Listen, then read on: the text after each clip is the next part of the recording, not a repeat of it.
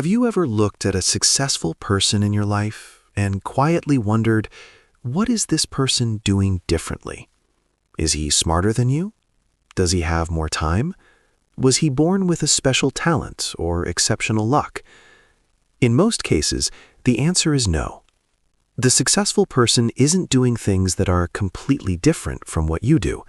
He's doing the same simple things you already know about, but he does them consistently, day after day, even when he sees no immediate result. That is the secret.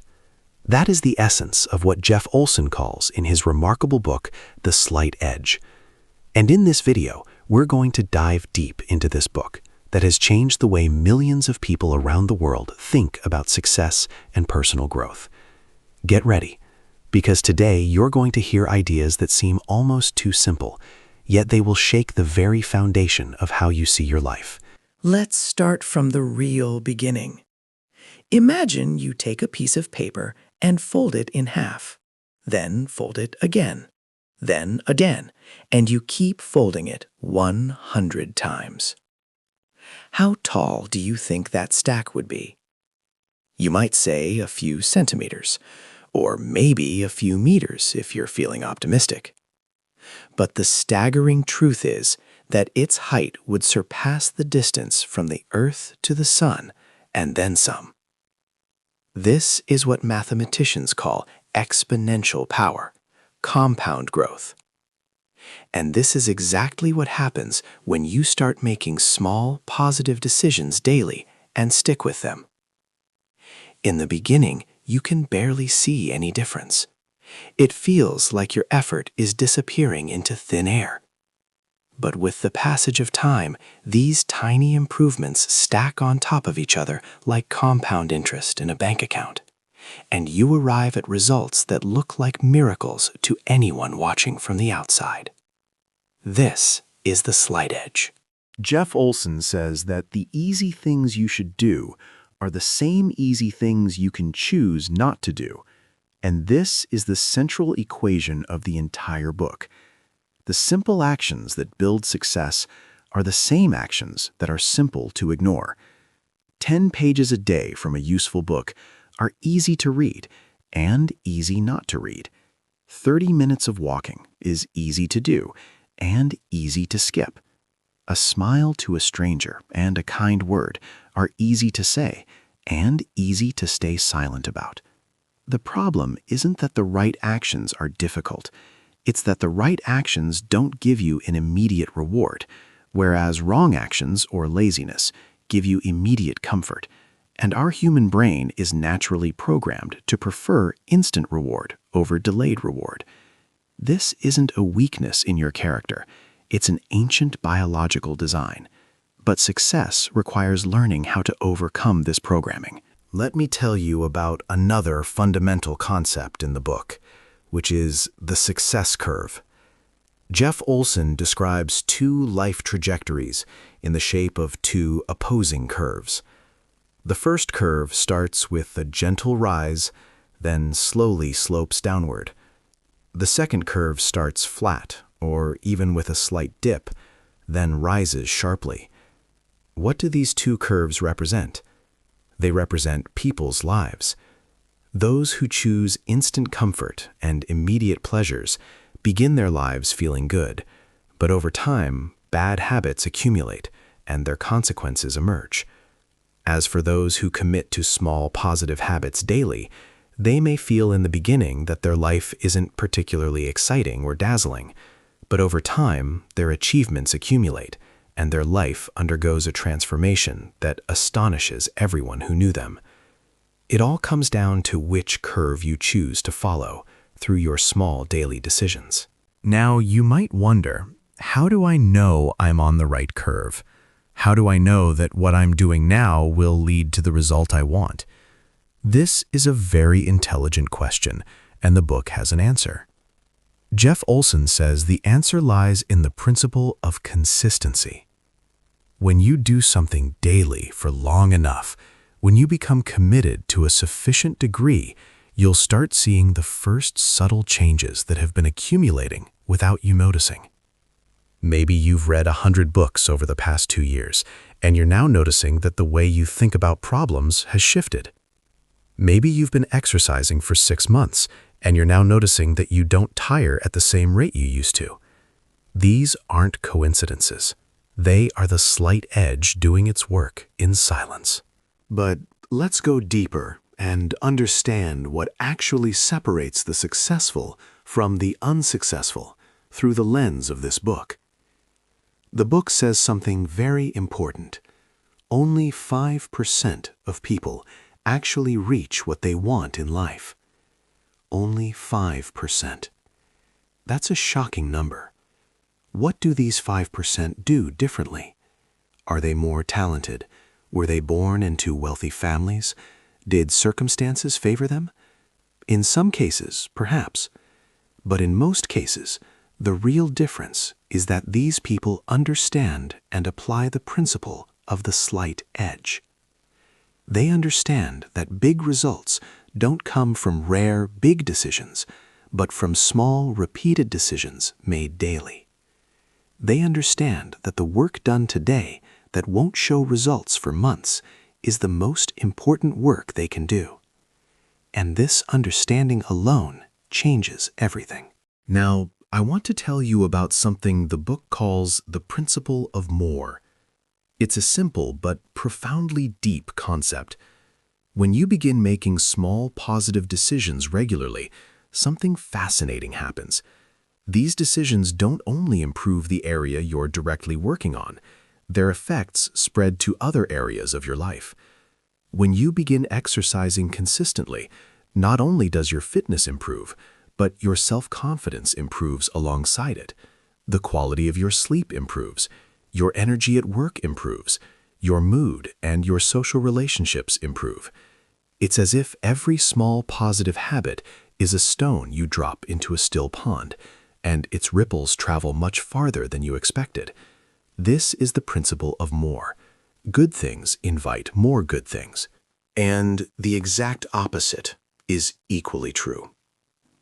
When you begin tolerating your small negative habits, they accumulate and drag other negative habits along with them. The person who stays up late one night because of television wakes up tired, then skips his morning workout, then feels guilty, then eats unhealthy food to emotionally compensate, then turns back to television in the evening to escape the guilt, then stays up late again. A small downward spiral beginning from one simple decision.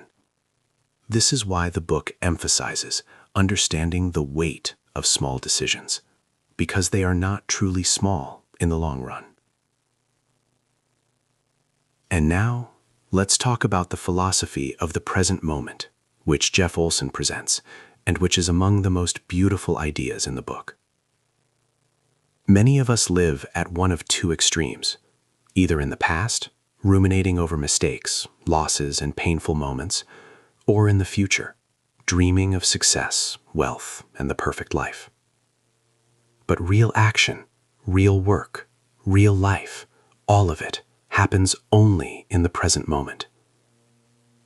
The decision you make right now is the only decision that holds the power of change.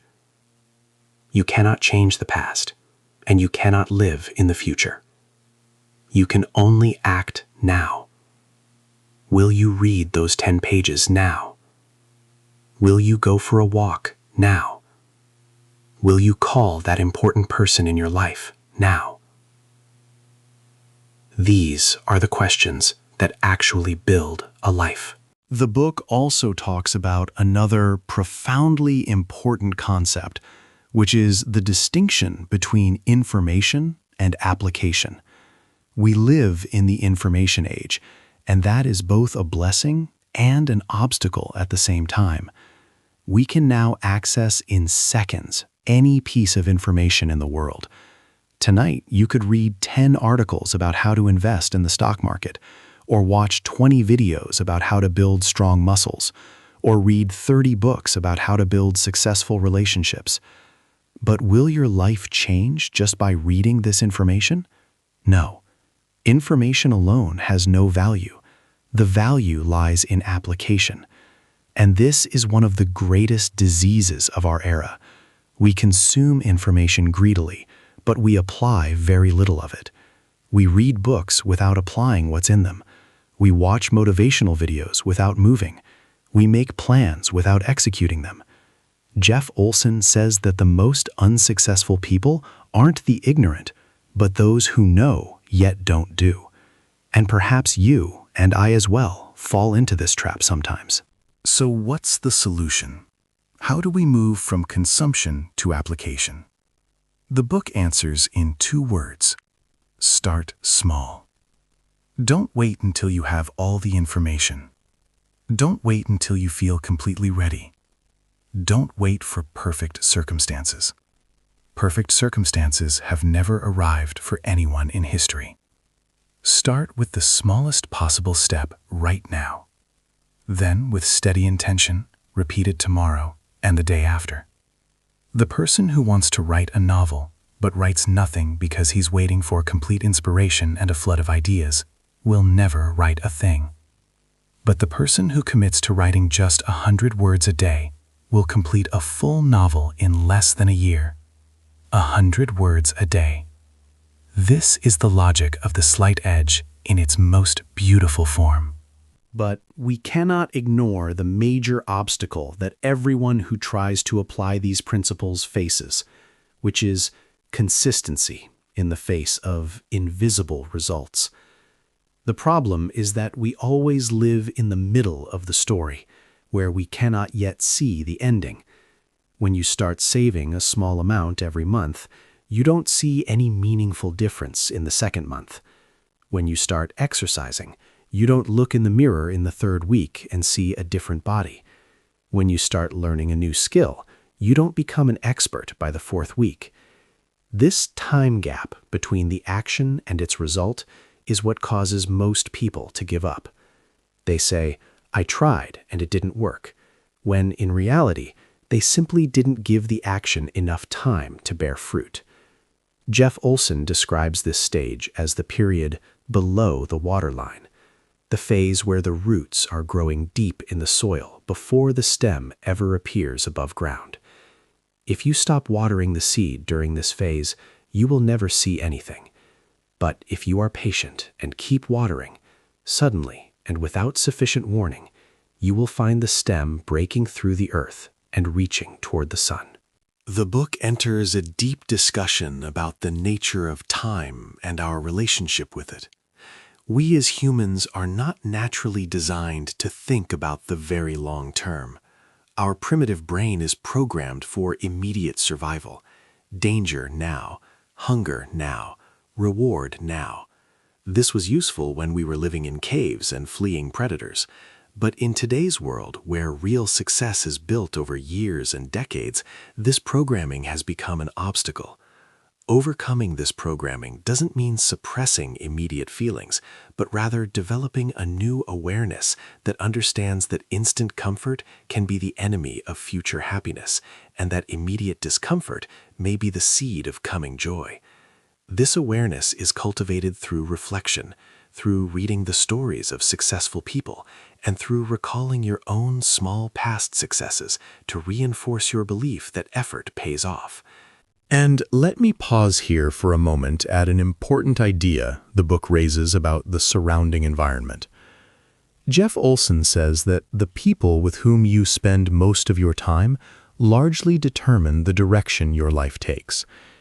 If you are surrounded by people who live in the trap of complaint and excuses, who criticize anyone who tries to grow, and who look at the future with pessimism, this environment will slowly pull you toward their level, even if you resist. On the other hand, if you surround yourself with people who strive for growth, who talk about opportunities rather than obstacles, and who take responsibility for their lives, you'll find yourself imitating them and rising alongside them, even without realizing it. This isn't harshness or a feeling of superiority toward others. It's a necessary awareness of the effect of environment on our daily decisions. The book connects this idea to what it calls social compound acceleration. When you sit with someone who reads a great deal, a desire to read grows within you. When you sit with a disciplined athlete, You feel guilty when you skip a workout. When you sit with a successful entrepreneur, you begin seeing opportunities around you through different eyes. Environment shapes us, and selecting our environment is one of the most powerful decisions we possess. And this is what makes joining reading groups, learning communities, or even following inspiring people on social media not a luxury, but a real investment in your mental environment. Now, I want to take you to another profoundly important concept the book discusses, which is the idea of the bamboo tree. When you plant a Chinese bamboo seed and water it and tend to it, you see nothing emerging from the soil in the first year, nor in the second, nor in the third, nor in the fourth. 4 full years, and you are watering and fertilizing and nurturing, and you see nothing worth mentioning. In the 5th year, the bamboo breaks through the soil, and within just 6 weeks, it grows to reach more than 26 meters in height. 26 meters in 6 weeks. Did it grow in 6 weeks? On the surface, yes. But in reality, it was growing throughout 4 years underground, building a massive and powerful root system capable of supporting that towering height. This is exactly how the slight edge works in our lives. Big results don't suddenly come from nowhere, but arrive after years of invisible work, of building roots beneath the surface. And the person who stops watering in the 3rd year because he sees nothing loses everything he has accumulated. The book also describes the difference between what it calls the comfort zone and what it calls the progress zone. The comfort zone is the place where we feel safe and in control. There are no surprises, no risks, but also no growth. Life in the comfort zone is quiet but stagnant. We all know this feeling when we decline a new opportunity because it frightens us, or when we avoid confronting someone because it would be unpleasant, or when we continue at a job that doesn't fulfill us because leaving it means facing the unknown. The progress zone, on the other hand, is the place where you force yourself to take the next step even when it's uncomfortable. And every time you move beyond your comfort zone, that zone automatically expands. And what was uncomfortable yesterday becomes comfortable today, and what was frightening becomes familiar. This is the only way true development happens, through small, daily decisions that push you slightly outside your comfort zone. Let me tell you now about a principle the book discusses that it calls the vast majority principle. The overwhelming majority of people live in a way that directly contradicts the slight edge. The majority wants instant results, hates patience, searches for magic solutions, and gives up when they don't see quick effects. And what's more dangerous than that is that this majority forms enormous social pressure. When you decide you're going to sleep early to wake up at 5 in the morning to exercise, your friends will ask you with bewilderment, why? When you decide you won't eat sugar for 3 months, everyone will offer you sweets and make you feel strange. When you decide to allocate a portion of your income to saving and investing instead of spending on luxuries, some will remind you that life is short and you should enjoy it. The social pressure toward mediocrity and non-distinction is one of the most powerful barriers against the slight edge. To resist it, you need deep internal clarity about what you want and what you value. Clarity that makes you more capable of resisting the noise of your surroundings. And this is where the book's ideas intertwine with what it calls personal philosophy. Jeff Olson emphasizes that the philosophy you hold, meaning the sum of beliefs, principles, and values that guide your decisions, is the real engine behind your actions. If you believe deep down that you don't deserve success, then even if you take the right actions temporarily, you will ultimately sabotage your own success. If you believe that wealthy people deserve wealth, but you don't, you'll find 1,000 reasons not to save and invest. If you believe that exercise is painful and exhausting and unenjoyable, you'll find 1,000 excuses not to do it. This is why the book stresses the necessity of working on your internal philosophy in parallel with working on your external actions. Read the stories of successful people to reprogram what you believe is possible. Reflect on your true values to make sure that what you're pursuing actually aligns with them. Write your thoughts every morning to see the recurring patterns in your thinking. Jeff Olson ends this section with a perceptive observation that's worth pausing on. He says that books and curricula and training programs are not the problem. We today have access to the best information imaginable in any field of life. The problem isn't a lack of information, but the gap between knowledge and application. And this gap is bridged by nothing but the slight edge. Small steps accumulated daily. Now, I want to take you to a highly practical side that the book discusses with great importance, which can be called the slight edge daily routine. Jeff Olson himself identifies 3 main areas that anyone who wants to improve their life must work on: the area of health and well-being, the area of relationships and connection, and the area of mental and financial development. And in each of these areas, you don't need radical changes. You need small, daily actions performed with steadiness.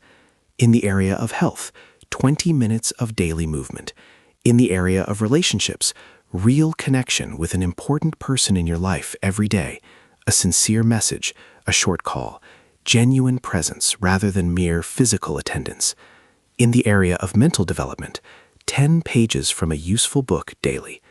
These 3 things combined won't take more than an hour of your day, but their accumulated effect after just 1 year is breathtaking. You will have read at least 12 books. You will have built deeper relationships with those you care about, and your health will be at a noticeably better level. And we cannot, in this script, ignore what the book says about learning from lived experience, not just from books and courses. Jeff Olson distinguishes between 2 types of knowledge: intellectual, theoretical knowledge and lived knowledge that you've gained from personal action. Lived knowledge is far deeper and transformative. When you read about saving money, you understand the concept. But when you save $10,000 for the first time and feel what that feels like, the principle of saving becomes embedded in your consciousness in a completely different way. When you read about the importance of apology in relationships, you understand the theory. But when you sincerely apologize to someone you love and watch the wall between you melt away, you live the principle and never forget it. This is why the book always urges you not to stop at theoretical understanding, but always move toward personal experience, because it alone transforms information into wisdom. And gradually, the book takes us toward a deep existential question. What is the story you tell yourself? We all have internal narratives about ourselves, stories we tell ourselves constantly about who we are, what our capabilities are, and what we deserve. I'm not good with numbers. I'm not the social type. Wealth isn't for someone like me. Success requires luck that I don't have. These stories aren't facts. They're interpretations we chose at some point in our lives. And what we chose can be changed. How? Through small, repeated actions. When you read 10 pages daily for 2 weeks, your internal story begins shifting from "I don't like reading" to "I am someone who reads." When you exercise for 3 consecutive weeks, your story begins saying, "I am an athletic person." Small, accumulated actions rewrite identity, and new identity generates new actions, an ascending spiral to match the descending one. And now let's talk about the concept of 10 o'clock at night that I find one of the most beautiful images the book uses. Jeff Olson says that the decisions that determine your future aren't always made in important meetings or dramatic moments. Many times they are made at 10 o'clock at night, when you are exhausted after a long day. Will you keep watching television for another hour? Or will you close the screen and sleep to wake up in the morning for your exercise? Will you scroll your phone for no reason? Or will you pick up your book and read 10 pages? Will you eat that snack you know you don't need? Or will you drink a glass of water and go to sleep? These exhausted moments, this 10 o'clock at night, metaphorically, are the true battlefield of the slight edge, because these moments are where the difference appears between those who achieve their goals and those who postpone them. We also stop at the idea of gratitude, which the book gives an unexpected importance to. Many personal development books discuss gratitude as a mood tool, but Jeff Olson treats it as a cognitive strategy. When you practice gratitude daily and notice what is good in your life, the lens through which you see reality shifts. You begin seeing opportunities where you once saw obstacles. You begin seeing resources where you once saw scarcity. And this shift in perspective is exactly what you need to continue walking the path of the slight edge when results seem slow. Gratitude reminds you that you are not at zero, but that you are on your way, and you already have enough to continue. The book also addresses the concept of soft work versus hard work. Hard work is direct action. Go to the gym, study the language, write the report. But soft work is what enables hard work to continue. Caring for your relationships, building your internal culture, attending to your psychological health, developing your self-awareness. Many people focus only on hard work and ignore soft work, and find that they're achieving surface progress but losing internal balance. Both are necessary and complementary. A strong tree needs deep roots and a sturdy trunk at the same time. And we approach now the concluding ideas of the book, where we discuss the concept of the journey toward mastery. Jeff Olson doesn't promise anyone an easy path or quick results. He says clearly, true mastery in any field takes years of accumulated commitment. But the beauty of the mastery journey is that you don't wait until you arrive to begin enjoying the road. Each stage you reach has its own pleasures, its own challenges, its own achievements. The beginner who learns his first chord on the guitar feels a real joy. The intermediate player who plays a full song for the first time feels a real accomplishment. The expert who expresses his feelings through music feels a depth beyond description. All these stages have value and meaning. The journey itself is the prize, not only the arrival. The book also speaks beautifully about the difference between reaction and response. A reaction is the automatic, unconscious response to what happens around us. Someone angers you, so you shout. Bad news reaches you, and you collapse. An opportunity frightens you, and you refuse it. A conscious response, on the other hand, is a deliberate choice of how to handle the situation after a moment of awareness and thought. The slight edge, at its core, is about building your capacity for conscious response instead of automatic reactions. And the more you practice this conscious choice in small decisions, the more capable you become of it in the big and decisive moments of your life. We now arrive at a brilliant idea with which the book completes its intellectual cycle, the idea of how to turn science into art. Science is knowledge. You know what you should do. Art is application. You do it naturally and automatically, without thinking. When you maintain the slight edge for long enough, these small habits transform from deliberate actions requiring willful effort into natural parts of your character. You become a reader, the way you become someone who breathes, not because you decide it every day, but simply because that is who you are. You become honest in your relationships, not because you teach yourself honesty every day, but because honesty has become your identity. This is the stage the book describes as true freedom, when conscious restraints become second nature, and you no longer feel the restraint, but rather the flow. Let me pause with you now for a moment and ask you honestly. Throughout this video, perhaps there was a moment or two when you said to yourself, This applies to me. Perhaps you remembered something you had been wanting to do for a while, but kept postponing. Perhaps you remembered a bad habit you know is costing you a slow price, but is comfortable. This moment of self-clarity is a precious gift. The question is, will you let it pass as it has passed 1,000 times before? Or will you hold on to it this time and turn it into a first step? The book reminds us of a truth that is simple and deep at once. There is no secret to success. There are no hidden keys that the wealthy know and keep from you. There are no shortcuts that deliver in an hour what takes years of building. Success is what happens when you combine simple knowledge with simple daily actions with sufficient patience. The equation is known to everyone, but very few apply it with enough steadiness.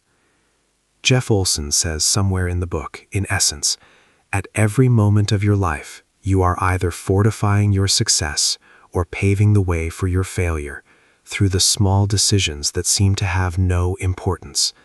The meal you eat, the word you say or withhold, the page you read or ignore, the minute you spend in real presence or false absence. Everything counts. Everything accumulates. Life is a precise ledger that misses nothing. And we close with the most beautiful thing the book says, which I consider the essence of its entire message. The slight edge is not only about professional success, wealth, or fame. At its core, it's about being faithful to the best version of yourself, day after day, even in the moments when no one is watching. About choosing right, even when wrong is easier. About completing what you've started, even when no one encourages you. About believing in the process, even when results are invisible. This kind of faithfulness to yourself is what builds character, and character is what builds a good life. At the end of this journey through the book, I ask you one final question, and I want you to answer it honestly with yourself before you press the close button. What is the one small thing that, if you did it every single day for just 1 year, would transform your life?